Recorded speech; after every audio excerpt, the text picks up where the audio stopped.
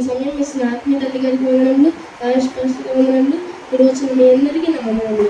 గడిచిన సెషన్లో మనం ప్రార్థన గురించి నేర్చుకున్నాం.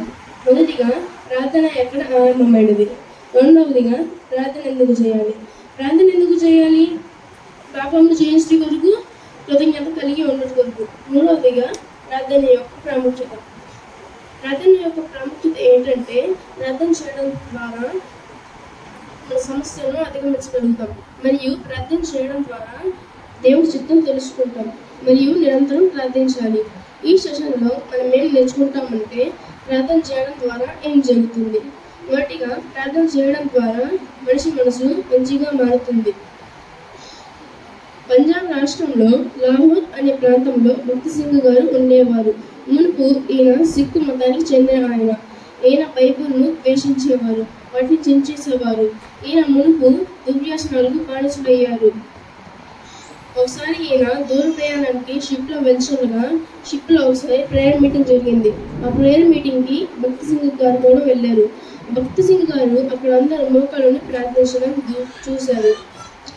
భక్తి సింగ్ గారు కూడా మోకాళ్ళని ప్రార్థించినప్పుడు దేవుడు భక్తి సింగ్ గారిని దర్శించారు. ఆ తర్వాత నుంచి భక్తి సింగ్ గారు రోజుకి 14 గంటలు బైబిల్ని చదివేవారు.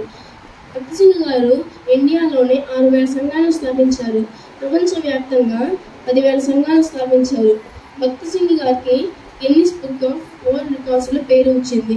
చూసారా, ఒకే ఒక ప్రార్థన లోకంలో ఉన్న భక్తి సింగ్ గారిని దేవుళ్ళలోకి నడిపించింది. రెండవదిగా ప్రార్థన చేయడం ద్వారా గొప్ప కార్యాలను చూస్తాం. బైబిల్లో ఒక రాజు ఉండేవారు. ఆ రాజుకి ఒకసారి మరణకరమైన రోగం వచ్చింది. ఆ రాజు ఎవరు చెప్పగలరా?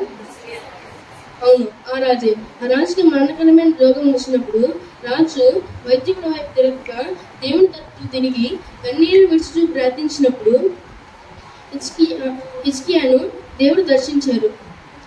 ఇట్లా నీవు కన్నీరు విడిచి నేను చూశాను, నీ ప్రార్థన నేను అంగీకరించున్నాను అని దేవుడు ఆ మరణకరమైన రోగం నుంచి హిజ్కియాను తప్పించడం జరిగింది. రెండవదిగా బైబిల్లో హేరోదు రాజు ఒకరిని చెరసాలలో బంధించారు. అది ఎవరు చెప్పగలరా?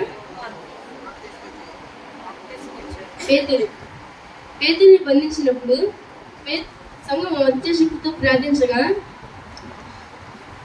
దేవుడు తన దూతను పేతురు ఎదురు పంపినప్పుడు దూత పేతురుతో ఇట్లా నేను పేతురు త్వరగా నెమ్మనేను.